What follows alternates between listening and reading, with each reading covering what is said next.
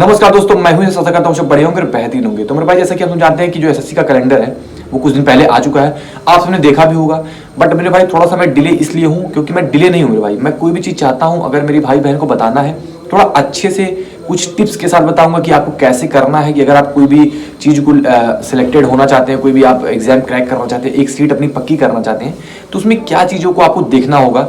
केवल ये मेरा मतलब नहीं है कि मैं यूट्यूब पे आया कोई भी चीज़ आई बस तुरंत धांधली करके मैं डाल दिया, ऐसा नहीं है। आजकल तो भाई कोई भी चीज़ में ऐसा हो रहा है, कोई भी चीज़ अगर आती है या नोटिफिकेशन है, अगर एग्जाम का रिजल्ट आ रहा है, कोई कट ऑफ के बारे में, तो इतना धांधली है मेरे भाई, जैसा लगता है कि कोई एक बीमारी की तरह मतलब फैल रहा है। लेकिन भाई ऐसा नहीं करना है। मैंने सोचा कि आराम से बनाऊंगा, अपने भाई बहन को थोड़ा अच्छे से बताऊंगा कि क्या क्या इन्फॉर्मेशन भी दूंगा, मतलब वैकेंसीज की जो आने वाली है, साथ साथ थोड़ा टिप्स बताऊंगा जो कि बहुत इंपॉर्टेंट होगा। अगर आप फॉलो करोगे डेफिनेटली आप अपनी एक सीट जो है पक्की कर लोगे। बट उसके लिए कुछ बातें हैं जो ध्यान देनी होगी, बात करेंगे पूरी भाई। तो सबसे पहले आपको थोड़ा सा मैं दिखाऊंगा इन्फॉर्मेशन में कि कौन कौन सी सीट है, वो सब जानते होंगे बट आप देख लो एक बार। जैसे देखिए सीजीएल है, दिल्ली पुलिस का, उसमें एसआई भी आने वाला है, कांस्टेबल भी आएगा, हेड कांस्टेबल भी आएगा और कांस्टेबल ईडी का भी आने वाला है। तो देखिएगा इसमें सीजीएल का जो है हमारा डेट दिया हुआ है 22 अप्रैल 2025 में, और इसका जो एग्जाम होना है लगभग जून जुलाई 2025 में होने वाला है सीजीएल का।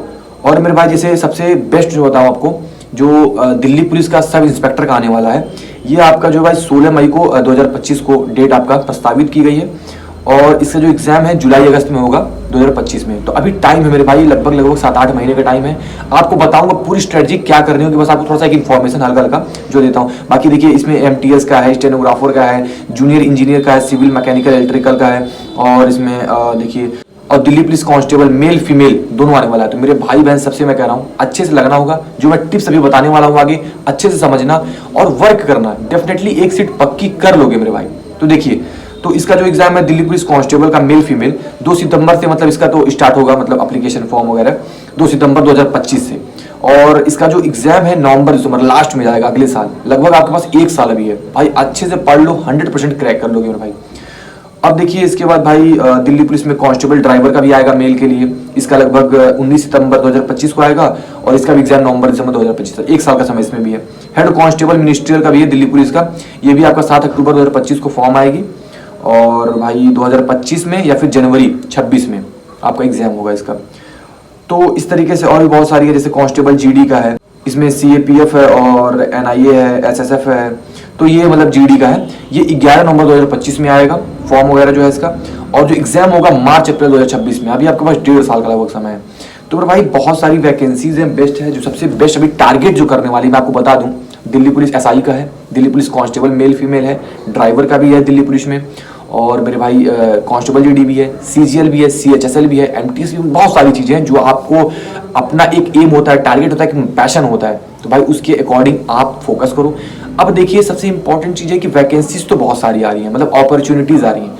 अब हमारे जो कंपटीशन, अगर हमें कंपटीशन की रेस में आगे निकलना है तो उसके लिए मतलब कुछ चीज़ें होती हैं जो आपको ध्यान रखना होगा। सबसे पहले तो भाई मेरी बात आपको एक क्लियर कर दूं कि अगर आपको कंपटीशन की रेस में लोगों से आगे निकलना है तो लोगों से ज़्यादा आपके अंदर सिंसियरिटी होनी चाहिए, आपके अंदर एक अलग से डेडिकेशन होना चाहिए, एक जो मोटिवेशन होता है इनर मोटिवेशन, आउटर नहीं कि कोई वीडियो देख लिया आप एकदम मोटिवेट हो गए, 10 घंटा पढ़ लिए, अगले दिन कुछ पढ़ ही नहीं रहे, ऐसा नहीं। इनर मोटिवेशन, आपकी अंदर की जो मोटिवेशन होती है वो आपको ले जाती है आपके टारगेट तक, वो होना चाहिए। और भाई सबसे इंपॉर्टेंट जो है डिसिप्लिन होना चाहिए। भाई इन चीज़ों को अगर आप मतलब आपके पास ये चीज़ें हैं, डेफिनेटली एक सीट अपनी जो है आप ले लोगे किसी भी एग्जाम में जो आपका टारगेट है उस एग्जाम में। कोई एग्जाम छोटा बड़ा नहीं होता है, हर एग्जाम आजकल भाई इतना कंपटीशन है कि मैं आपको बता नहीं सकता। तो भाई अब देखिए सबसे इंपॉर्टेंट है कि करना कैसे है। कुछ चीजें हैं मैं आपको थोड़ा सा बता देता हूँ स्ट्रेटेजिकली टिप्स की तरह में, कि आपको किस चीज को कैसे पढ़ना है, किस सब्जेक्ट को किस तरीके से आपको ध्यान देना है। देखिए कोई भी एग्जाम है, अभी आपके पास 7-8 महीने मिनिमम टाइम है, मैक्सिमम किसी एग्जाम में जो आपका 1.5 साल का समय है, 1 साल का समय है। तो मेरे भाई देखिए आपको सबसे पहले मैं आपको सब्जेक्ट बताता हूँ। तो सबसे पहले मैथ्स की बात करते हैं और रीजनिंग की, दोनों का एक ही कॉन्सेप्ट है, मैं आपको बताता हूँ। मैथ्स में सबसे पहले बताऊँ तो मैथ्स में सबसे बहुत इंपॉर्टेंट जो चीज़ है, आपको सिलेबस कंप्लीट करना है।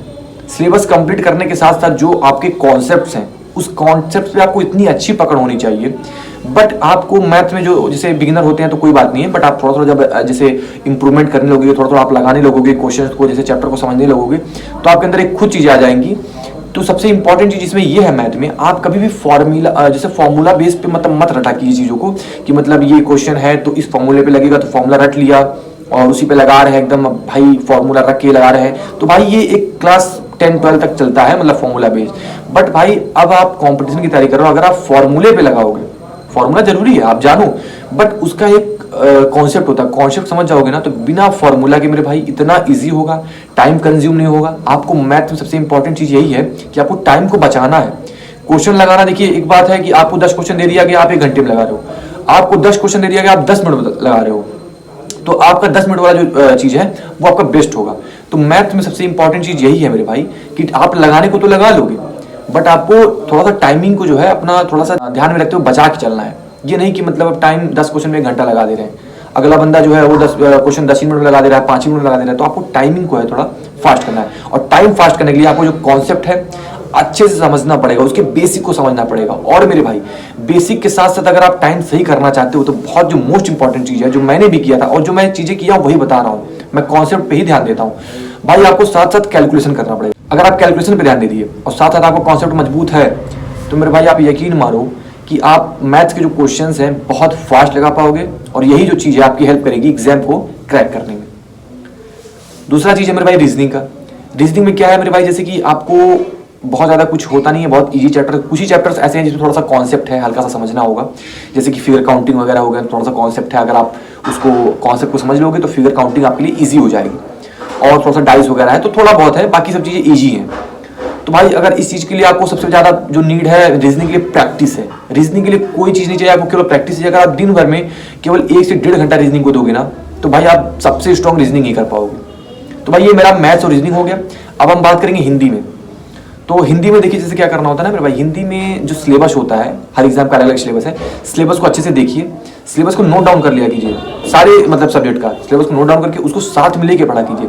जैसे मान लीजिए आपका कोई चैप्टर है, संधि है या वर्तनी है या फिर वर्णमाला है, तो जो भी चैप्टर है उसको आप अच्छे से पहले पढ़िए, अच्छे से पढ़ जाइए एक एक लाइन, और पढ़ने के बाद में उसको टिक मार्क कर दीजिए। अपना जो सिलेबस आपने नोट किया है वहाँ टिक मार्क कर दीजिए। जैसे उससे क्या होगा ना कि आपको एक मोटिवेशन आएगा कि भाई हाँ मैंने ये आपने मान लीजिए 10 चैप्टर है तो आपने 4-5 चैप्टर पढ़ा और उसको टिक मार्क किया, तो एक मोटिवेशन आएगी भाई मैंने इतना चैप्टर कंप्लीट कर लिया, मैं ये भी कर सकता हूँ। अब आगे भी जो है मोटिवेशन आएगी कि जो 4-5 चैप्टर बच रहे हैं वो भी जल्दी से कंप्लीट कर लेता हूँ, तो जल्दी से आप कंप्लीट कर लोगे मेरे भाई। तो ये थोड़ा सा होता है कि आप सिलेबस को लेके साथ में बैठो और पढ़ते जाओ, साथ में टिक करते जाओ कि ये मेरा कंप्लीट होते जा रहा है। ये हिंदी है मेरे भाई। जीएस में क्या है आपको भाई, जीएस तो एक मैं हमेशा बोलता हूँ कि एक समुद्र के समान है। आप उसमें कभी नहीं कह सकते भाई मेरा 100% तैयार है, कितना भी पढ़ लो आप, मतलब जीवन भर पढ़ लो, कोई मतलब नहीं है जीएस का। तो भाई जीएस में आपको थोड़ा सा चीज़ें ये ध्यान देनी होती है सिलेबस के साथ साथ जो आपके एग्जाम पॉइंट ऑफ व्यू से इंपॉर्टेंट है, जिस टाइप्स के क्वेश्चन पूछ सकता है, जिस टाइप्स के क्वेश्चन पूछता है उस एग्जाम टारगेट को, जिस भी आप एग्जाम को टारगेट कर रहे हैं उसको देख के आपको पढ़ना होता है। अब आपको ये कैसे मालूम चलेगा कि भैया कौन सा क्वेश्चन ये पूछ सकता है, किस टाइप के क्वेश्चन पूछ सकता है, तो इसके लिए जो सबसे बेस्ट है आपको मेरे भाई PYQs लगाना होगा। मैं आपसे बताता हूँ मॉक टेस्ट से जो ज़्यादा इंपॉर्टेंट है PYQs है। आप किसी भी सब्जेक्ट का PYQs लगाते हो तो आप उस सब्जेक्ट में समझ लो कि आपको ज़्यादा चांसेस हैं कि आप बेस्ट कर पाओगे, क्योंकि जो PYQs होते हैं सेम पैटर्न पे होते हैं, आपको इसी पैटर्न पे आगे भी क्वेश्चन मिलेंगे। क्या केवल भैया आपका थोड़ा सा लैंग्वेज चेंज कर देंगे, नंबर चेंज कर देंगे, कॉन्सेप्ट तो सेम रहेगा ना। जीएस में भी कई सारे क्वेश्चन ऐसे होते हैं जो सेम PYQs मतलब जो होते हैं उठा के ही डाल दिया जाता है। तो आप PYQs लगाओगे तो आपको आइडिया लग जाएगा कि आप थ्योरेटिकल पढ़ोगे कि मुझे कौन सा लाइन स्किप कर देना है, कौन सी चीज़ को लेके चलना है, कौन सी चीज़ें रटनी है, कौन सी चीज़ें छोड़ देनी है। जीएस की बात बता रहा हूँ। तो PYQs लगाओ, किसी भी एग्जाम की तैयारी कर रहे हो हर चीज़ की PYQs आती है। कई सारी पब्लिकेशन की आती है, जैसे किरण की आती है, अरिहंत की आती है, और एक पिनाकल सबसे बेस्ट मैं मानता हूँ, मतलब पिनाकल, तो वो भी आता है। तो आप कोई भी एक ले लो और PYQs जो है लगाते रहो, बेस्ट है भाई। तो आपको बता दूं मैं कि ये थोड़ी सी स्ट्रेटजीज कि आपको कौन कौन से सब्जेक्ट कैसे कैसे करना है जो मैंने बताया उसको ध्यान दो। और एक जो सबसे इंपॉर्टेंट है जो हमेशा आपको बताता हूँ, फिर से बता रहा हूँ, आपको साथ साथ में मॉक टेस्ट देना है। जैसे एग्जाम बहुत दूर है, 7-8 महीना है, तो डेली नहीं देना है, वीकली एक मॉक लगाना है, और वो भी सिलेबस कंप्लीट करने के बाद। ऐसे नहीं, पहले सिलेबस आप 1-2 महीने 3 महीने में कंप्लीट कर लीजिए, फिर आप डेली जो है वीकली जो है एक आप मॉक लगाइए। एक मॉक लगाइए, उसके साथ उसमें करना क्या, एनालिसिस देखिएगा। एनालिसिस में जैसे जो गलतियां होती हैं मैथ्स में, रीजनिंग में जो क्वेश्चंस गलत होते हैं उसको अलग से एक नोट बनाइए, उसमें आप नोट करिए जो क्वेश्चन गलत हो रहे हैं, उसका 2 दिन पे 3 दिन पे बार बार प्रैक्टिस करिए, वो चीज़ें आपकी इंप्रूव हो जाएंगी। एग्जाम से पहले वो जो नोट आप बनाए हैं एग्जाम से पहले उसको रिवीजन करके जाना है, क्योंकि जो क्वेश्चन में आपको दिक्कत हो रही है वो वही क्वेश्चन आपको एग्जाम में फंसेंगे। तो मेरे भाई उसको अच्छे से रिवीजन करके जाना है। ये हमारा मैथ रीजनिंग हो गया। और जो हमारा हिंदी और जीएस है, इसमें जो क्वेश्चन गलत होते हैं उसको उसी टाइम पे केवल ऐसे एक बार देख लिया कीजिए ऊपर, एक दो बार, बाकी बस कोई दिक्कत नहीं है। तो हिंदी जीएस में बहुत ज़्यादा कुछ नहीं दिक्कत है, बट मैथ और रीजनिंग के क्वेश्चन को नोट डाउन करके अच्छे से बार बार प्रैक्टिस करना, क्योंकि आपका मैथ और रीजनिंग और हिंदी भी एक ऐसे सब्जेक्ट हैं जिसमें आप 90% से ऊपर, मतलब 100% भी आप चाहो तो स्कोर कर सकते हो, जीएस को छोड़ के। जीएस के लिए भाई 100% स्कोर करना मैं कह नहीं सकता कि मतलब भाई श्योरिटी है। जीएस आपके लक के ऊपर है, आप 100% भी स्कोर कर सकते हो, 10-15% तक भी जा सकते हो। तो आपकी तैयारी के ऊपर है कि आप कैसे पढ़ते हो, कितना आप मतलब सिलेक्टेड चीज़ें पढ़े हो। बहुत लिमिटेड चीज़ पढ़नी है, बहुत इंपॉर्टेंट चीज़ पढ़नी है। भाई एक चीज़ आपको बता दूं कि अब जो टाइम है कंपटीशन का, वो हार्ड वर्क का नहीं है, वो स्मार्ट वर्क का है। तो स्मार्ट वर्क करो। तो भाई ये थी थोड़ी सी स्ट्रेटजी टिप्स। और भाई मैंने वीडियो थोड़ा सा लेट इसलिए आया, मैंने बताया था ना आपको कि भाई इस धांधली में मुझे नहीं आना है कि बस यूट्यूब मेरा काम नहीं है, मेरा यूट्यूब मेरा पर्पज़ नहीं है। पर्पज़ ये है मेरे भाई बहन को थोड़ा सा अच्छे से नॉलेज देना, जो चीज़ें बताऊँ वो उनको फ़ायदा होना चाहिए। ये नहीं कि बस आके बस बक के चला गया, कोई मतलब नहीं। तो मैंने सोचा था कि अच्छे से बनाऊंगा, थोड़ा सा टिप्स वगैरह के साथ आपको बता दूंगा, आप चीज़ों को अच्छे से तैयारी करते चलो। भाई डेफिनेटली एक सेट अगर लेनी है तो आज से आपको लगना होगा, और एक टाइम टेबल बना लो कि ऐसे से पढ़ना है। सिलेबस जिस आप भी एग्जाम को टारगेट कर रहे हो उसका सिलेबस लेके पढ़ो, जो कंप्लीट करते जा रहे हो चैप्टर्स वगैरह उसको टिक करते जाओ। अलग से एक मोटिवेशन आता है कि भाई मैं इतना किया हूँ, आगे भी मुझे करना है। वरना भाई आप ऐसे पढ़ते जाओगे, समझ नहीं आएगा कि क्या कंप्लीट हुआ है क्या बाकी है, थोड़ा सा इसलिए ये चीज़ें थी। और मेरे भाई एक इंपॉर्टेंट चीज़, मेरे टेलीग्राम पर जो चैनल का लिंक है डिस्क्रिप्शन में मैंने डाल दिया है, उस पर मैंने एसएससी जीडी की और भी अदर एग्जाम्स की कई सारी पीडीएफ वगैरह हैं, नोट्स वगैरह मैंने शेयर किया है। आप उससे जुड़ जाओ। मेरे टेलीग्राम चैनल का नाम अननोन एस्पिरेंट ऐसे है, जो इस चैनल का नाम है वही नाम मेरे टेलीग्राम चैनल का भी है। तो आप वहाँ से जुड़ जाओ, वहाँ पे आपको बहुत सारी नोट्स, इंपॉर्टेंट पीडीएफ, सारी वही चीज़ें मिलेंगी जो इंपॉर्टेंट है। तो भाई वहाँ से जुड़ जाना, आपको बहुत फायदा होगा। बहुत सारी नोट्स मैं आगे भी डालने वाला हूँ। और चैनल से जुड़े रहना केवल इस पर्पज से मेरे भाई कि आपको यहाँ पे केवल बेनिफिट होगा पढ़ाई से रिलेटेड, और कुछ नहीं। केवल आपको यहाँ पे स्ट्रेटजी, मॉक टेस्ट रिव्यूज़ वगैरह जो भी एनालिसिस करता हूँ, आपको टिप्स बताता हूँ, जो भी दिक्कत होती है मेरे भाई आप उसे बताना, उसको भी मैं सॉल्व करूँगा।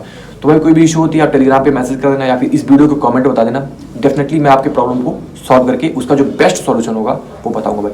तो मिलते हैं नेक्स्ट वीडियो में, तब तक के लिए bye bye and take care.